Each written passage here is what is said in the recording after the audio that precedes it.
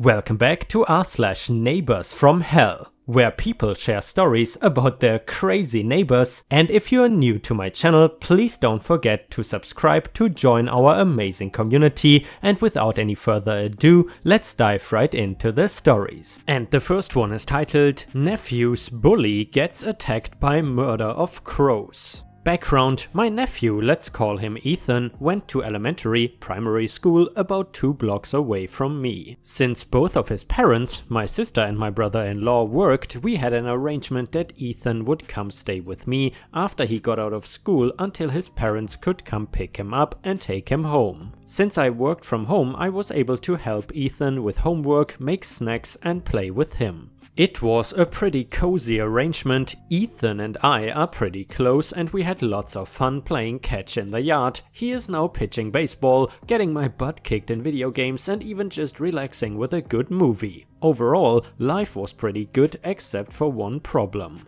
That problem was named Tom, another kid who across the street from me and was in the same grade as Ethan. Beginning in maybe 4th grade, Tom decided that Ethan would make a good target and would bully him on the walk to my house. It was not unusual for Ethan to show up with bruises or tears in his eyes because of the various crap Tom pulled. Ethan never would fully tell us, out of fear/wanting to protect us, what the hell was going on. This became such a problem that Ethan's parents and I complained to the principal and even tried asking our local police department what we should do. Unfortunately, their advice/response was all the same: ignore him, we cannot do anything because there's no proof/not happening on school grounds, make friends with him, kids will be kids, etc. Since the attacks were happening during the walk to my house, I started showing up at Ethan's school to walk him to the nearby baseball field to practice pitching and batting. This worked for a couple of weeks and Tom was never a problem because he saw the baseball bat I was carrying and I would look at him with, "I will not be afraid to use this on you if you pick on Ethan around me," glaring in my eyes. Unfortunately, this just led to the bullying happening at school, and it was even worse this time around because Ethan needed his auntie to help him. Once again, the school did nothing because they are about as useful as a screen door on a submarine. We even went to Tom's parents begging them to knock some sense into their son. I won't go much into that confrontation because we will be here forever, but let's just say that that home environment was probably a good reason for why Tom was picking on Ethan. During this time, Ethan was miserable. He was too afraid to go outside and play because Tom would be there to harass him, and he admitted to me later that while he loved me and was happy that I would walk him home, he wanted to be a big boy and take care of his own problems. To say that Ethan's parents and I were at our wits' ends is an understatement. We wanted to help him more than anything, but with both Ethan being withdrawn and being out of resources, it was safe to say our hands were tied. That was until one evening in the middle of Ethan's summer vacation between 4th and 5th grade, I was watching the news when I came upon a special on corvids, ravens and crows. A research team did an experiment on wild crows/ravens to test their memory, and it turned out that these birds not only had a sharp memory, but would attack anyone who did another crow harm. The best part? They never forget. Even after several weeks, months, they remembered the good and bad people. I knew we had a local murder, a flock of crows nearby, and decided to put this little tidbit of knowledge to the test. The setup, with only 2 months to go until school started again, and Tom/his family away on vacation and summer camps, I didn't waste time. I bought a huge bag of birdseed, and at the times Ethan would walk home, I would walk the path and drop little handfuls of birdseed in full view of the crows, always remembering to take a different route to get to the school, so that way the crows wouldn't get confused. It took maybe a week or so before I had noticed more crows arriving, and they eventually started leaving shiny things, bottle caps, buttons, discarded gum wrappers, etc. for me to find. Once I was sure I had the crows knowing I was the good guy, I brought Ethan into this. We would walk the path and feed the crows. Soon enough, the crows would start coming out and we would be friendly with them, giving them names and listening to them gossip while sharing news of our own. We must must have looked really weird to the neighbors, but Ethan really enjoyed it and even looked up things about corvids on his own. He learned the shiny stuff the crows were leaving were a form of currency / thank you presents. Thinking this could be helpful, he started collecting other shiny things for the crows and would leave those in addition to the birdseed. With 2 weeks to go until school started up again, I began phasing myself out of the afternoon feeding time, so eventually it was Ethan who was feeding the crows and leaving gifts on the walk home. The day before school started, I gave Ethan a bag of birdseed in addition to his shiny things and winked at him. And now, the revenge. Sure enough, at the same time Ethan would come home, I heard the crows cawing and what I thought was a little girl screaming. I stepped outside and saw Tom running towards his house and the crows dive bombing him and pecking at him. Further down the path, Ethan was laughing so hard at the sight of his bully running and screaming like a little girl that he fell to the ground. Tom peeled into his house and locked the door as I walked over to Ethan and helped him up. Of course I had to get the juicy details, so I asked what happened. Ethan was walking home, spreading the birdseed and leaving the shiny things as per usual. About halfway home, Tom pounced, making some nasty cracks I won't repeat here, before punching Ethan. And that is when a crow dive-bombed Tom. When he tried hitting it away, more and more showed up until the whole murder, who were watching, were ganging up on Tom. I was smiling sweet tears of revenge at our little feathered friends, especially when I saw the whole murder crowded around Tom's house like it was a set from Alfred Hitchcock's The Birds. The aftermath. Needless to say, Tom and his family did not have a pleasant experience. The remainder of the school year, there was at least one crow in front of his house watching and waiting for him to come out so he could peck / chase him around. And every afternoon, the murder was protecting Ethan on his walk home. Of course, Tom's parents tried to protect their kid by swinging baseball bats and other things to keep the crows away, but we quickly learned that crows talk to each other and soon the whole murder was on them too. They tried to take legal action against Ethan, his parents and me for training the crows to attack Tom, but that got thrown out the window real quick because they had no proof of us training the birds as they had been gone all of summer break and none of the neighbors wanted to help them. Apparently the murder of crows were not the only ones Tom's family pissed off. So for the rest of the year, Tom had to be driven to and from school so he and his family would not get attacked. When summer started, they moved away, probably to be rid of the murder of crows. Ethan has moved on to middle school, but we still visit the murder and leave shiny things for them, just in case. And guys, funnily enough, that is the second crow story that we have read in recent times, and I gotta say, I really enjoy these stories about crows. Who would have guessed that crows can be really good animal friends? In addition, if you have watched until here and like stories about crows, please don't forget to like the video and post some star emojis in the comments if you want to support the channel. Thank you so much in advance. And the next one is titled, Entitled Mother Wants Me to Sing Her Child to Sleep. Since the lockdown has begun, I have gotten into a habit to take a walk on the terrace of our building after I finish off work. I am still working from home to get some sunlight. Yesterday I saw EM, who lives in the next building, on their terrace. Our buildings are close together since we live in a society and our galleries are right in front of each other, so we know each other fairly well. After a short hi hello, she started complaining about how it is so difficult to be a mom. She gave birth in February, we will call the baby B here on. How she has had no sleep in the last few months and she barely gets time for herself. EM: It must be easy for you. You have no one to look after, and since you still live with your parents, they must be looking after you. Why don't you help me look after B? Me: I'm not exactly free, you know. I live with my parents, that doesn't mean they still look after me. I'm working and have to help around the house too. That is nothing compared to looking after a child. You should help us put her to sleep. My husband and I don't get enough time for ourselves because B keeps crying all night. I've heard you sing. You have a sweet voice. Sing her a lullaby and she will fall into sleep instantly. Shouldn't be a problem for you. I have seen your lights on even after midnight. I am shocked at this point. She is asking me to look after her child at night so she gets time with her husband. Me, sarcastically: Okay, how much will you pay me? EM, pay you for what? You would pay a babysitter or a nanny if she was looking after your kid. EM, we would pay a babysitter to look after B in our absence. We will be there, so why should we pay you? And we don't hire you as a nanny, you have no experience. If you looked after B, you would have some experience and you could work as a nanny if you want. I'm an engineer, why would I give up a high-paying job to become a nanny? Then don't be a nanny, just look after B to help out your neighbor. I just told her I have no time and I left. I don't see how someone can be so delusional to ask someone to work for them to help out your neighbor. Why would you have a kid if you cannot look after it? I really hope she does not make a mountain out of a molehill.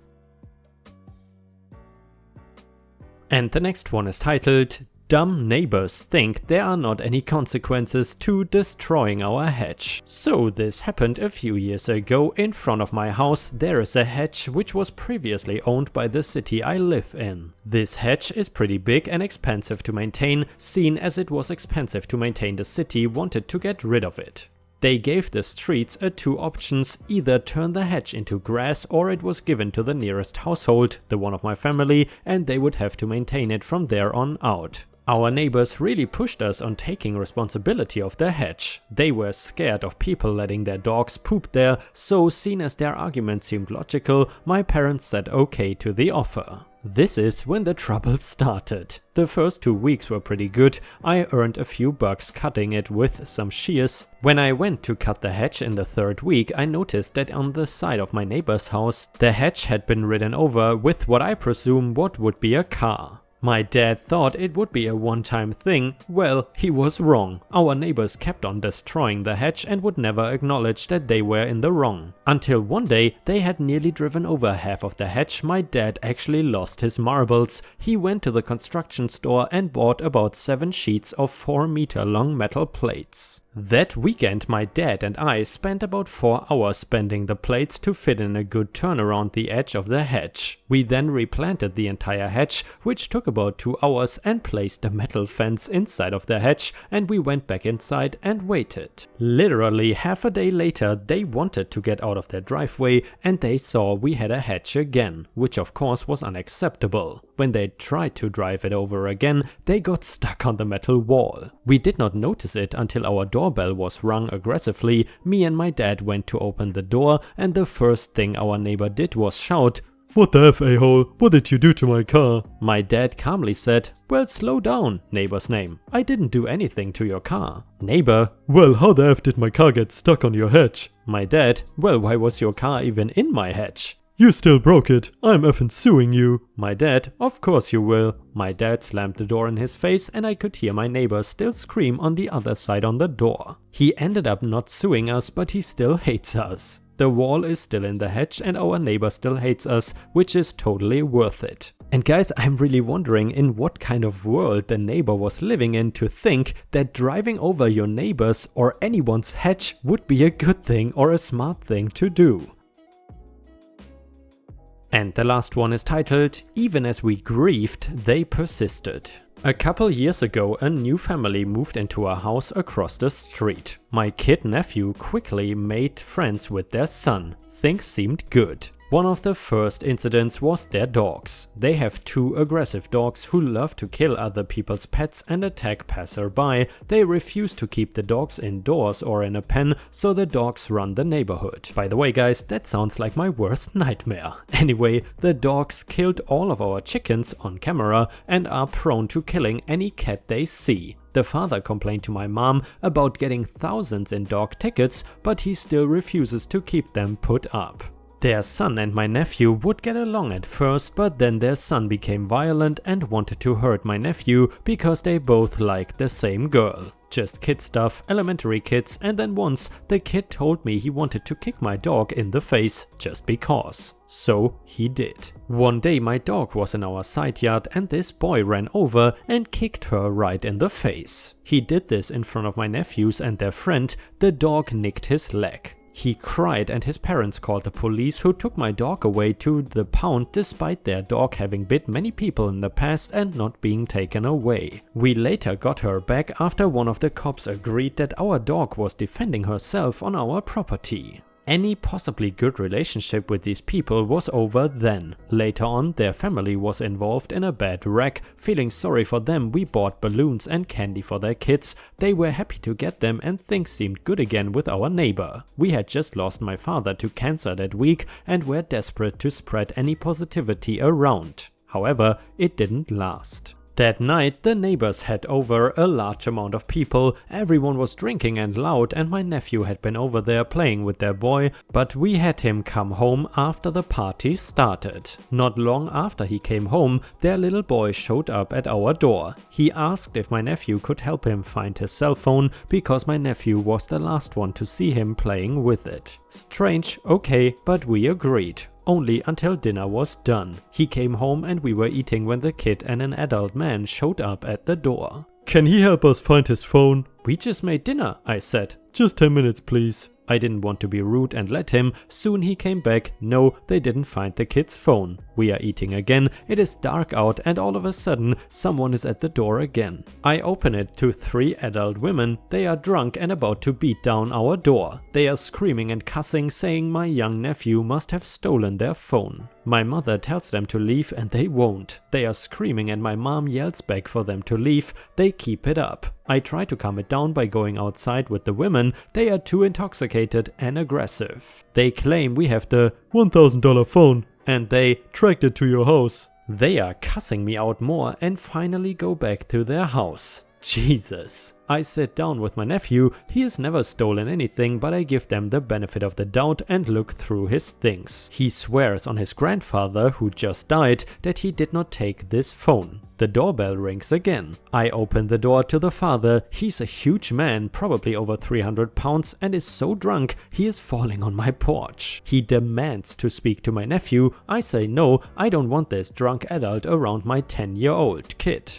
As if he has never heard no before, his sweet drunk voice turns violent. He stands straight and begins screaming and cussing. He is pushing in our door. My mom, me, my teenage nephew and his teenage friend are holding this man back as he tries to push into our house. He makes eye contact with our 14-year-old and tells him not to look at him. My nephew keeps staring. The dad shoves me and my mother and breaks in to try and attack my nephew. We all shove him back outside. He is cussing us the whole way as he walks into our front yard. In our yard we see the entire party of people. They are about to jump us. 20 people, maybe more. My nephew calls 911. I demand these people leave. The dad is trying to get my 14-year-old nephew to fight him. What the F? My mom tells them to get the hell off our property. The man begins to rant at her. He calls her several names which she ignores. Then he keeps going. Where's your old man? Where's your old man? Oh, that's right, he's dead. He goes. I bet he died to get away from you. They finally go back to their house while still cussing at us from afar. Finally police arrived, but they were not any help.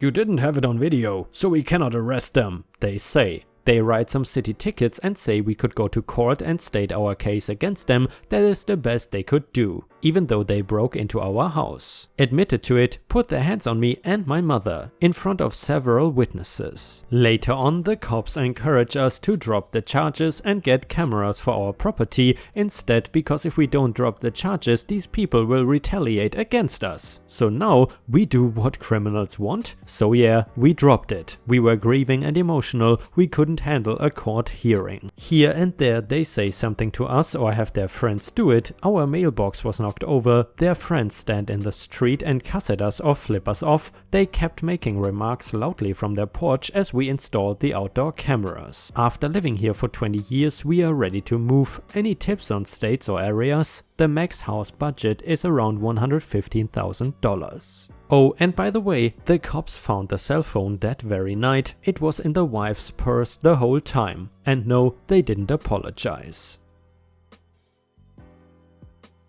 And guys, unfortunately, we have already reached the end of the video. I hope you enjoyed today's stories, and if you haven't already, please also go to patreon.com/ripeyoutube, where I upload exclusive Reddit videos starting at just $3 a month. This is a great way to support me in case you are interested, and the chance for me to become independent from YouTube revenue. Thank you so much for watching. Please don't forget to subscribe and like the video, and I hope to see you again tomorrow.